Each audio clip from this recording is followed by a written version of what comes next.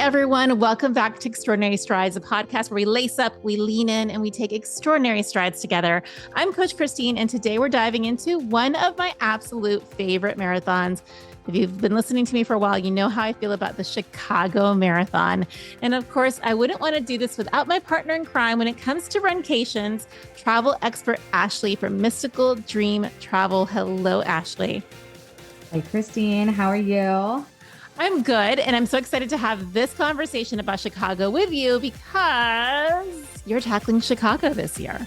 I sure am. And I'm so excited that this is my first one up. What are your favorite things? Like, what are you thinking that you're most excited about when it comes to Chicago? Oh, boy. For one, getting out of the airport and not just seeing Chicago from inside of the airport. I have only flown through Chicago. I've never actually been outside. So actually seeing the area and the city and everything, excited to see the bean. Really excited to stay at the Palmer House right outside of like all of the festivities and see all of that happening. I'm really excited for my first true world major experience and like seeing the chaos that comes with it. But how organized they have them all, Yeah. They have this it down one's to a the true best. science. Like, I feel like out of the marathons in terms of ease for tackling a marathon that's so big, Chicago is it because, and we'll get into the conversation, but it's really well organized. The city is incredible. It's fast. It's flat. It's pretty much the best major, I feel, to kick it off with. And that could be because I'm partial because it was my first marathon and my first major, but it is incredible. So let's get into it. Let's get into delving a little bit more about it. It is a fantastic race to chase a PR. So I'm going to ask you, do you think that's what you're kind of endeavoring, or are you kind of just letting it be and taking all of that World Marathon major energy in? No, I think it's a PR course. There's so many people that come out of this race that actually have PRs, and some of them even unintentionally, which I love about it. If those are the best. Fun on a course and come out with a PR, it's better. Those are the absolute best. So today we're going to cover everything about the history of the Chicago Marathon, why it's such a big deal, how to get in, because of course we know that the World Marathon majors are slightly difficult to get into. I'm probably slightly under exaggerating that one. The course itself, we're going to go actually point by point on this course, what to expect and best places to eat, explore, and celebrate in Chicago. Ashley's done all the legwork on it for us, and race day tips and common mistakes to avoid. So Ashley, let's get this moving and grooving. Do you want to maybe kick off a little bit of the history of Chicago Marathon? Absolutely, because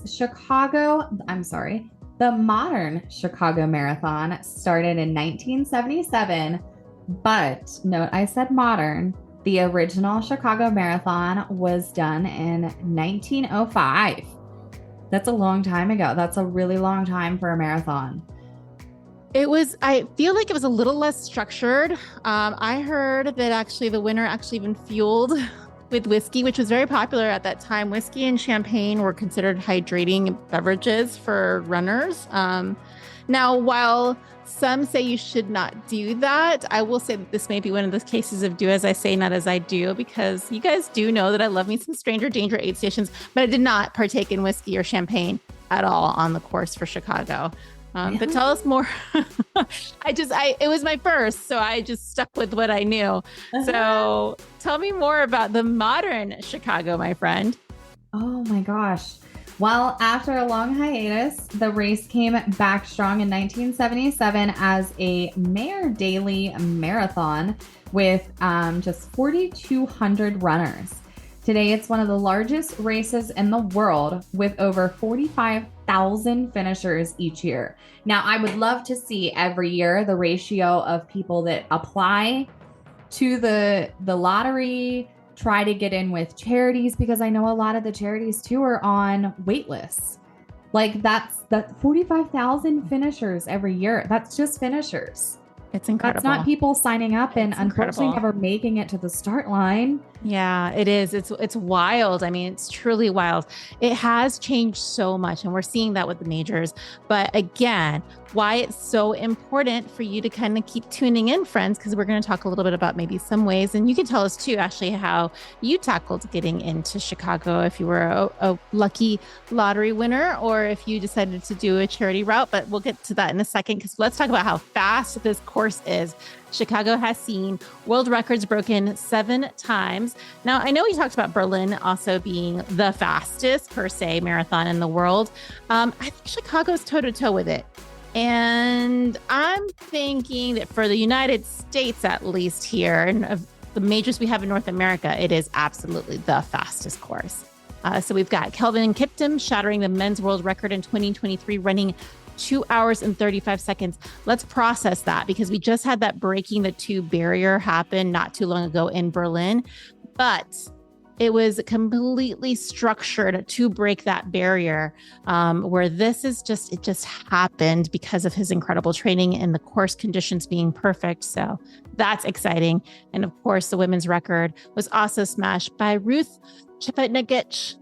I hope I got that right. In 2024, by 2:09:56. Again, we talk about it every time, but these are half marathon times in my brain. Like, I have such a hard time wrapping my mind about the speed.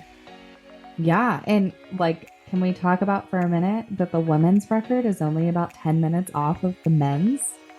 It's incredible. These insane. athletes are amazing. They're amazing to watch. So hopefully people that are listening along, it's because you really do want to learn more about the majors, and you're maybe been thinking, I really want to run this race. So I'm going to turn it over to you. How did you get in? And then maybe you could give us a glimpse as to all the different ways that people can get that magic Willy Wonka golden ticket. Absolutely. And you're totally right. It is the Willy Wonka golden ticket.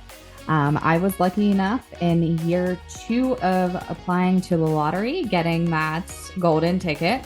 Year 1, I did get the rejection letter, but that's okay. I was like, it's not my time to start this, so that's all right.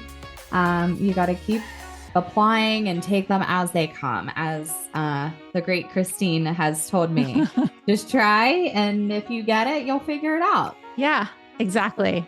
Which is always exciting. And you did figure it out. And, I'm thinking back to your year that you applied.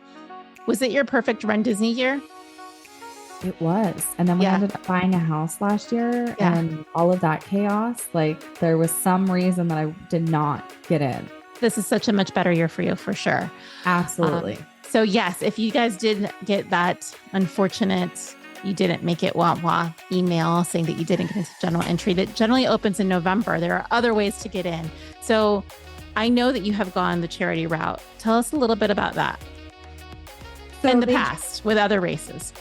Yeah, they do have several charity partners that you can partner with. I have done charity races for a couple other races, including Run Disney, Pittsburgh, and some other local races.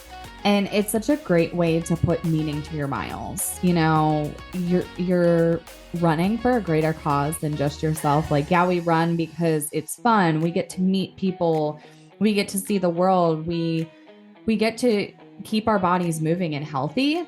But it's always nice when you have some greater meaning to it, that kind of gets you out of bed in the morning, gets you to that start line, fueled appropriately, and just not give up on that course. Because, I mean, quite honestly, there's a lot of great causes out there.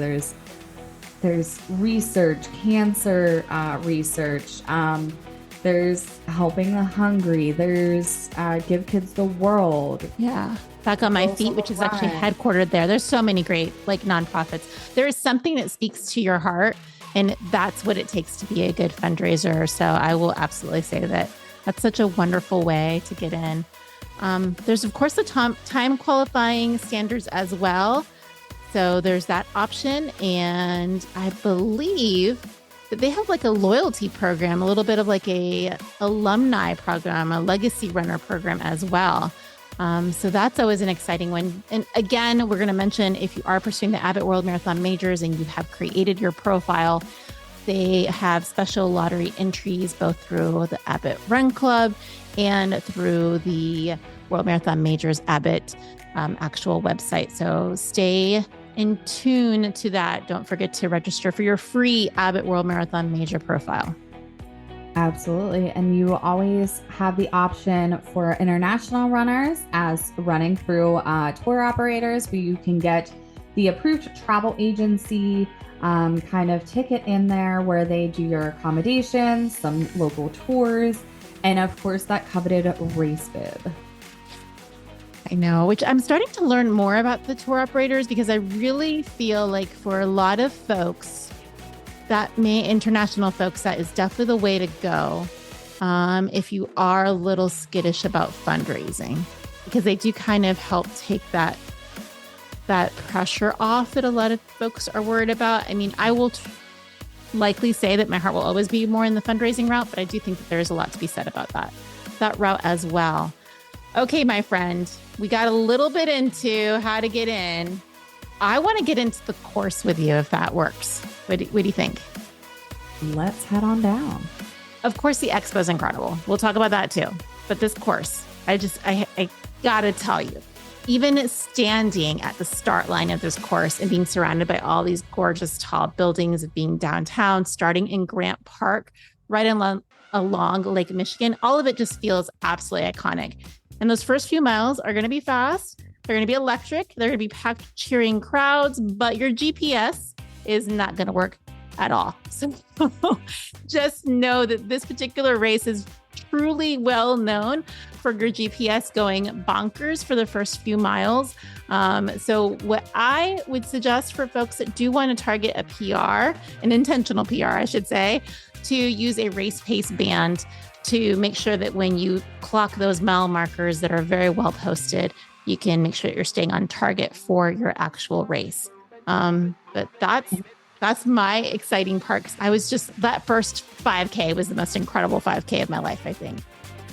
Oh, see, I love that. And looking back to last year, one of my friends got the chance to run this. And you say the cheering crowds in the tall buildings, but let's talk about the dogs that are on the course. I feel like this race has so many dogs along the course cheering for runners, and it's like the best thing ever. Like, you have a dog wagging its tail and so happy to be there to cheer you on. Like, that'll make me keep going. I mean, I want to go pet them, but...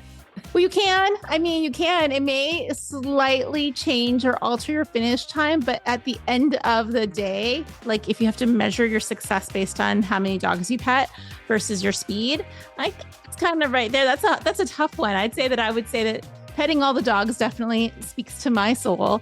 No doubt about it. So when we what was it? A pig along the course of every woman's marathon? Yes, I was so excited. I had never seen the pig or a boar or whatever that thing was before. I have seen little mini ponies at the Hatfield McCoy. So I think that we're starting to just have more iconic like one-upmanship going on at all these incredible races. So again, this is the one part where I will say that targeting any of the World Marathon Majors for PR races can have a little bit of a drawback just because there is so much to soak into these type of races. But I still feel like even with a PR, you can still soak in a lot of the incredibleness.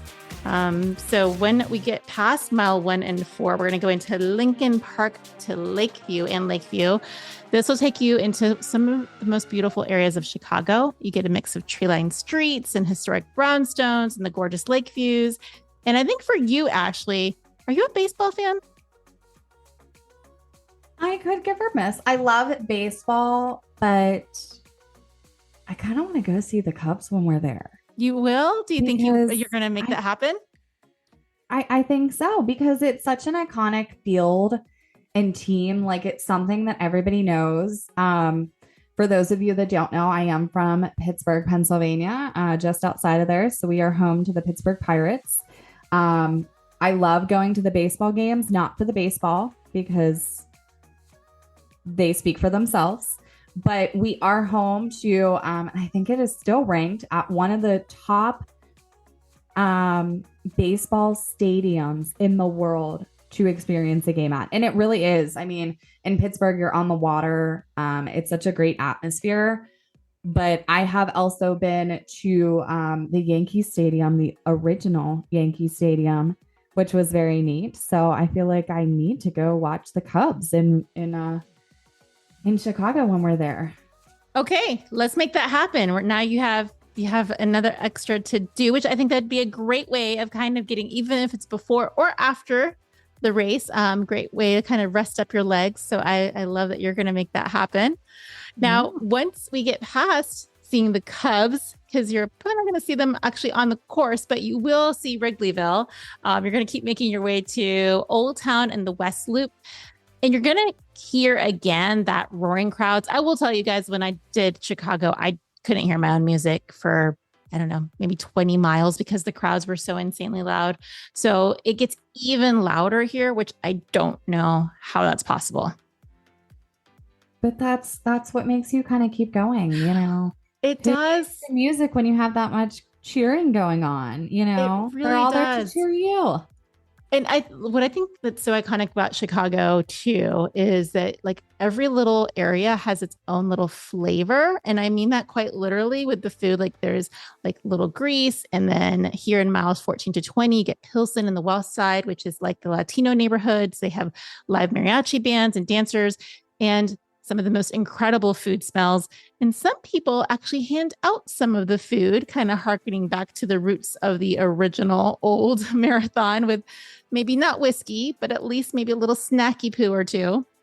And then we get into Chinatown and then the final stretch. So you will have, just so you're aware, Ashley, you're going to have a little incline at about mile like 25.9-ish. Right as you lead into your last little push to that 0.22 of that 26 miles. They call it Mount Roosevelt, but I promise you, it's not going to be that big. It's nothing compared to what you have near your house. You'll be fine. Oh, but who likes a little challenge at the end of a marathon? You know, that's supposed to be your celebration time, but again, it is. It is to humble you, you know. I feel confident that you're gonna feel like it's not even. You're gonna be like, "What, Mount Roosevelt? I didn't even see it." Okay. With that said, let's also prepare for the weather. So tell me, what do you know about the weather going into Chicago? So the weather in October is pretty unpredictable in Chicago. I in the past couple of years, it's kind of had really crappy weather and really great weather. So we'll see what I end up with that day. But temperatures tend to range between 45 and 60 degrees Fahrenheit. They have some really hot days sometimes on records. So we'll be curious to see what that ends up like. Their humidity can kind of vary. So obviously there's always that chance of rain showers. Hopefully not snow showers to get that chilly, but that is also a possibility. So making sure you're taking enough equipment with you if you do have humidity and or rain. And then let's not forget you have wind. It is called the Windy City after all. So what not to expect than wind? Some of those gusts can range from 10 to 20 miles per hour. And sometimes they can get even higher along the lakefront. So that nickname, again, originates from politics and not weather, which is surprising. But that said, the wind is a real challenge on the race day, particularly when running on that lakefront in those wide open streets. Kind of use your best judgment to tuck into those runners where you can. If you do get one of those race days that has that big wind gust to break down some of it. So you just nailed it. We're going to talk a little bit about how to tackle some of the wind that may be impacting this race or any other race, but specifically for Chicago, since it does have a little bit of association with wind. However, I will say for the most part, you have so many crowds and spectators that there is a little bit of that wind getting broken by the spectators anyway. But I think something to know is that there's headwind, which is running into the wind. This will slow most folks down, and it also increases your effort so you can keep the same pace. So you'll actually feel like you're working twice as hard It's just a natural resistance, essentially. There's the tailwind, which is what we wish everybody would have, wind at your back. That can help to boost your pace, feels a little easier. That may make you work a little bit harder, though, because you just feel like it's easier. So you have to really manage your body temperatures and your stride and your pace. And then the crosswind, which kind of can throw you for a loop a little bit, just because it forces you to work a little harder to maintain more of a steady state. But you nailed it right out of the gate. Drafting, tucking in behind other runners or your pace group is an absolute fantastic way of doing it. If you're running with others, you might even like have a strategy where you guys take turns of allowing like somebody to break the wind and kind of rotating that in. Adjusting your pacing strategy is really important. Dressing for the wind. What are you thinking you're going to wear for this race? Have you already picked out? You're awesome. Like, is this going to be like a crowned, the Windy City collection? Is that what you're thinking? Oh my gosh, there's going to be something crowned, but I don't know about Windy City. So that's the perfect outfit for it, though, because you do want to avoid loose clothing. So even if you do wear like a windbreaker or rain protection, making it a little bit more snug to the body is going to be important. Now, I feel like I get windburn. Do you get that on your skin as well? Yes. Okay. Yeah. I've had quite a few times with some windburn on my cheeks. So you want to make sure you're protecting them.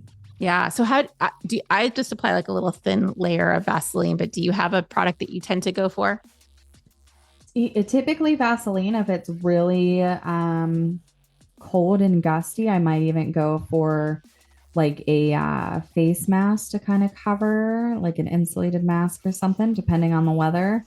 But definitely, at least probably Vaseline is my favorite thing to kind of throw on. It's cheap, it's inexpensive. You can find it anywhere, even if you forget to pack it. So I definitely agree with you 100%.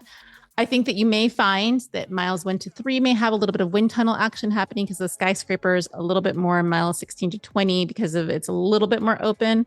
And then mile 23 to 26, along with Mount Roosevelt, may have a little bit of headwind. So we're gonna put it out there right here and now. We're gonna wish that 2025 has nothing but perfect temperatures and only a little bit of tailwind to kind of push you forward and push everybody else forward. So one thing that we have talked about is how great spectators are. And I know you've done some research as to where the spectators should go, head out and do some of their cheering. So you tell me, my friend, where should we spot our spectators or family members that are with us along the course? So my first spot, actually, these are all ones that I will be sending Cole to when he is out there to watch me run the race. But Grand Avenue in LaSalle Street. This is perfect for that early race excitement. Kind of get there, get pictures of your runners while they're fresh and smiling. And the packed crowd energy is always something that is so fun when you're coming out of those gates. You can take the red line to Grand at mile 2 or the brown and purple line to Chicago to get to mile 3. And here's a little pro tip that I think you have shared is grabbing a coffee from Intelligista. Is that how do you say that? I'm going to go with that. Exactly. Intelligence. Okay. Yeah. That sounds perfect. Yeah. I love it. I mean, I'm going to grab a coffee from everywhere that I possibly can, but considering this is like one of the go-to coffee shops in Chicago area, I definitely would say that's one of my faves. Yeah, even that, or I know I'll find Cole at Stan's Donuts before heading to the next stop because we are donut people. You have to. There's like donut tours there. You guys have to book that too when you're there. You know it. So, yeah, well, I was going to say, do we have other spots that you're going to be looking for, folks? Of course. Next up is around mile 8, which is Boylston. This is known for the high energy party zone. So there will be a drag queen cheer station, dance music, and massive support that make this one of the most fun spots on the course. I'm really looking forward to this one. This will be a lot of fun because I tend to dance along my long runs to make it a little bit more enjoyable. So that'll be perfect for me. And our spectators are going to take the red line to Belmont to get there. But make sure you get there early because since this is such a popular spot, the crowds Do fill in fast. So make sure you have some time for that. And then also visit Replay, a popular arcade bar. And it sometimes opens early for spectators, which I love a good bar that supports the spectators on the course. I think it's really important. Yes, we should have our spectators caffeinated and hydrated with the carb loading beverage of choice. So I love that the races, and especially the majors, they have a lot of restaurants that come out for folks. But that's not it. There's still some I'm telling you, so many spectating spots. Where else are we finding folks at? The next stop is going to be mile 13.1. So just about halfway through. This is going to be the charity block party. So charity runners get extra love and motivation here. And the West Loop has amazing food options. So you will take the blue line to Racine. And this is a great spot for our spectators to grab some lunch, hit up Time Out Market or Girl in the Goat after your runner passes. I love those. It's my favorite place. I will say that's something. I'm sorry to interrupt you again, but friends, for Chicago, these restaurants book up sometimes months in advance. And unless if you want a reservation at like 12:30 at night, I strongly suggest that you make those reservations as early as you possibly can. And Girl and the Goat's like one of the iconic ones. And there's several more since I did it for sure. But I would definitely stop there, without a doubt. Absolutely. These are all on my list, and I will be sending this to Cole to do his own research and pick up some food for me along the way. But next up at mile 16 to 17, we visit Pilsen. This is known for its incredible crowd energy and music. Yet again, if you can't tell the theme along here, they are very loud. As we've already mentioned, but Pilsen is known for live mariachi bands, loud cheers, and colorful banners. Our spectators are going to take the pink line to 18th Street to get there. And then this is another stop I know I will find Cole at. You can pick up tacos at Carnitas Your Pan before heading to your next stop. I still hear about the tacos after Dopey last year. I still hear about those tacos. So I know I will find Cole here. Okay. So I'm curious, was it the tacos at the taco we had? So at Run Disney, there's the little food trucks. Was there a food truck that was taco based and he liked it? I've never had it there. It was just a little food truck and obviously local kind of spot if it was a food truck pulling up. And I still hear about these tacos to this day. He is a taco fanatic. I mean, how could you go wrong with it? Seriously, I think you guys are you may never move. You may never come back home from Chicago because there's so many great taco places there. Like, it's going to be incredible for you guys. Well, there's tacos and donuts. Why would you want to come home? And beer. So what, seriously, I feel like this is now why we know why there's so many people who are getting, unfortunately, that wah rejection lottery letter, is because this race in the city is so incredible. I mean, I could be partial, but it is one of my favorites. Okay. So once he's done getting his tacos, where else are you sending him to? He is heading to Chinatown, which is at mile 21 to 22. So by mile 21, runners are hitting the wall. Yeah, but Chinatown brings back the energy. There are going to be traditional lion dancers, drummers, so much motivation in this area. And our spectators are going to take the red line to Simak Chinatown. They are going to be able to grab bubble tea from Joy Yi or Dim Sim for some Minghin cuisine while they are waiting for their runners to come through. So a lot of fun, kind of a little dive into history, you know. Yeah. I feel like we need to do, it sounds like there's a food tour that could take place for our spectators at the same exact time. We need a spectator to report back to us. How many food stops they were able to hit while spectating for their runners? I mean, I think, yes, they deserve an award for that too. Absolutely. Maybe I'll have a little medal made for Cole for biggest foodie while spectating. Yeah. Or at least like a little spectator bingo card to see how many he can check off. Yeah. Although I do have to say he's going to have to bring some for me to try later. or take you back through this incredible food tour for sure. Yeah, absolutely. And then next we still aren't done, which there's a lot of stops on here. At mile 25 to mile 26 is Michigan Avenue. So this will be your final push to the finish. It is where runners have to dig deep. You'll see raw emotions, a lot of exhausted but determined faces, and final spirits to glory. The runner or the spectators will take the red line to Roosevelt to get to this location. Definitely something I am looking forward to.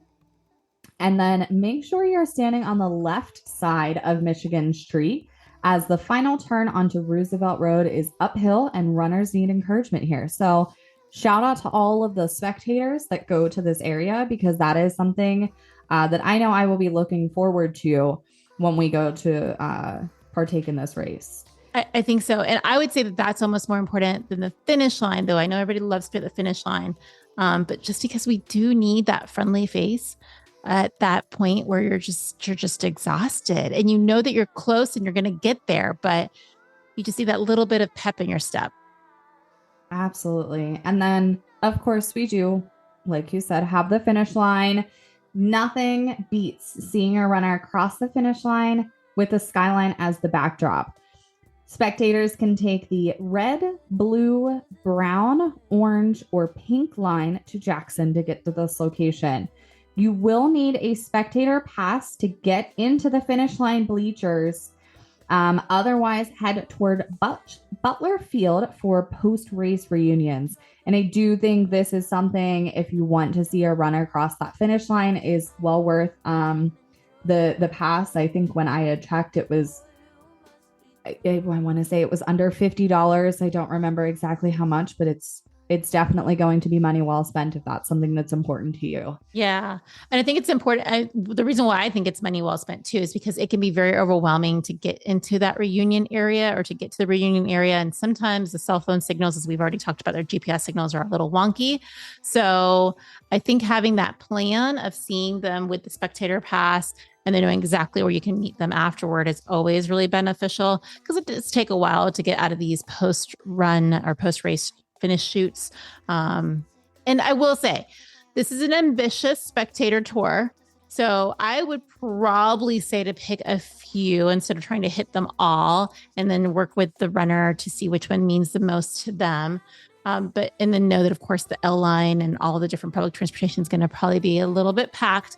But I do think Chicago is a very user-friendly, travel-friendly transportation area to be able to see folks the most. So I already talked about the L train, which is just the elevated train. It's the fastest option, and it does almost get you everywhere you want to be. There's divvy bikes. That wasn't around when I was doing the race, but Chicago's bike sharing system, I've seen a lot of spectators start using those more, and now they're readily available in a lot of these major cities. And of course, walking. Be prepared to walk. Do not think of using Uber or taxis or even driving, because it's just going to be nearly impossible, all the road closures. So using that public transportation in your own 2 feet, that's why you get to have all this delicious food like the bubble tea and the tacos to keep your energy up as a spectator. So I think that, again, you could do like 3 stops if you are a little overwhelmed by it all. If you feel like you are a pro for spectating and you want to tackle the mostest, I would say plan for 5 stops. But I would say 3 is likely ideal, because it does take a bit to get around. We know we've talked about it before with our spectator episode, but we're going to talk about it again. Track your runner. I have found a little secret from actually a Run Disney runner. They use air tags, because sometimes the tracking from the races can be a little bit behind. So they have found that air tags really work really well for them. And I tried it actually at every women's marathon. I didn't find that I was as successful with it, but that could be a me problem with how I have it set up. So maybe trying it before you get to the race course. Yeah, and I actually had used the phone tracking, which again, it's still going off the signals. And we had very good success with it for a little while. And then for whatever reason, this is when I was running with the Apple Watch at the time. And once that died, it stopped tracking me for some reason. And I was like, oh no. Yeah, that's So why having a pre-planned spectator meetup somewhere like post race is really important to do. Um, absolutely. but you know what I'm really excited about in all of your rancation and traveling expertise is for you to tell us where we should go before and after the race. Like what are must do's, Ashley? So before the race, obviously, the expo, we need to go get the goodies and shop. The expo is at McCormick's Place and it is huge. Another thing that is lovely to do pre race to save those legs is an architecture boat tour on Chicago River. Or, like I am planning to do, is visit Millennium Park and the Bean. So you can see those pre race pictures and then maybe go back afterwards for some pictures with medals. And we need to talk about the food because, I mean, there's so much food in this episode. We need to just continue that. Chicago feels like it's a foodie city. I mean, I guess that they all are, right? When we're talking about the majors, they're all world renowned, but I feel like you can't go to Chicago without really honing in on the food. So tell me more about that. No, and I'm looking forward to this. The original deep dish pizza. Okay, so I'm curious, are you a deep dish girl or are you more of a like New York slice? What's your jam? I see. I haven't really had a really good deep dish pizza, Because it but doesn't I exist. love, Oh, yeah, I love okay. like a doughy pizza. So I You feel like it's do? gonna be a good thing for me. Yeah. Oh, see, and that's what I don't love. And that's why I don't like Oh, deep dish. I feel like it's like all the it's too carbs. much. I mean, I love me some carbs, but I like want to spread out my love for carbs into different foods. And I don't want it all in just this one big, ginormous ball of dough. But I will not say that in the actual Chicago or Chicagoland, because I'm sure that I would have been run off. I also think like How there's some about great. Go ahead. how about a post race beer? How I does mean, that sound? that's a must. So my go-to actually that I love after a marathon is a beer, which is the only time I really drink beer, and a burger. Like those are the two things I crave. So I would definitely be down with the post-race beer. Where am I going for it? So you are gonna go to Goose Island Brewery and then maybe take a little walk along Navy Pier or the Chicago River Walk so you can kind of shake out those legs a little bit. But I'm going to the Goose Island Brewery because I Okay. also love me some post marathon beers to kind of relax. You did all the hard work. Now it's time to enjoy. Well, what I love also about Chicago, and I will say that about like some of the other races as well, is that they're kind of iconic with pop culture. So for me, I loved watching Ferris Bueller's Day Off growing up. So getting to see some of those famous scenes along the course, like the Marathon Connection is the parade scene at Dearborn Street is actually mile 3 where Ferris sings Twist and Shout. And of course, there's always just that fun of kind of like envisioning all of that party energy there, which isn't too hard. I mean, Chicago kind of played Gotham City a little bit. So there's a lot of filming locations there as well. And then we talked about baseball. We're going to talk about basketball because, of course, Chicago's legendary for this. And Michael Jordan's flu game. 1997 NBA Finals. And the reason why I'm tying this to the marathon is because I feel like this is exactly the kind of like mindset that we have to have when we have to dig a little deeper. So I don't know if you've ever heard that iconic, like Michael Jordan being able to, we wish that we could play as good as he can while he's on a flu, like, because he was still able to drop 38 points in a crucial finals game. That's incredible. So when you are needing to push it through, get a little bit of that old be like Mike kind of energy that we had growing up from the old Gatorade ads. And then Spirit of the Marathon is the reason why to this day, I ran a marathon. I saw it and I thought I have to make Chicago happen. So while you're training on the tread sometime this summer, you have to definitely watch that if you haven't already. Oh my gosh. That's a little trip I'm down gonna put it memory into your lane. final surge, my friend. Like I'm gonna set the workout to Spirit of the Marathon. So we're gonna have to make that happen. Oh, I love it. Well, this was such a great conversation. I think I am more excited about Chicago than I have been in a very long time, even though I've always excited about it because I can't wait for you to run it. I hope friends, that you guys feel like you got quite a bit of information here for this particular year's Chicago Marathon. The conversation doesn't stop just here, though. We'd love for you to keep the energy going by joining us at the Stride Collective or Women of the World Marathon Majors Facebook group pages.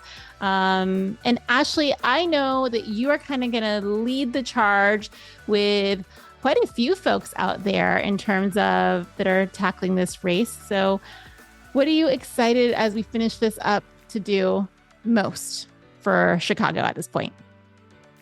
So I'm really just excited to kind of take it all in as my first world major. It's going to be so much fun. I'm really excited for the roar of the crowd at Boylston, the final stretch down Columbus Drive, just seeing the city, like I said, from outside of the airport, actually going and running in the city. But really just taking it all in and hopefully coming home with a shiny new PR. I think I'm going to cry. I think I'm going to cry knowing that you crossed this finish line. It's going to be so incredible. So I can't wait to see you take this on. So friends, we want to cheer you on as well. Drop into one of those Facebook group pages. Let us know if you're running Chicago. And until next time, we want to thank you for listening in. Happy training, happy racing, and we'll catch you at the next Extraordinary Strides podcast.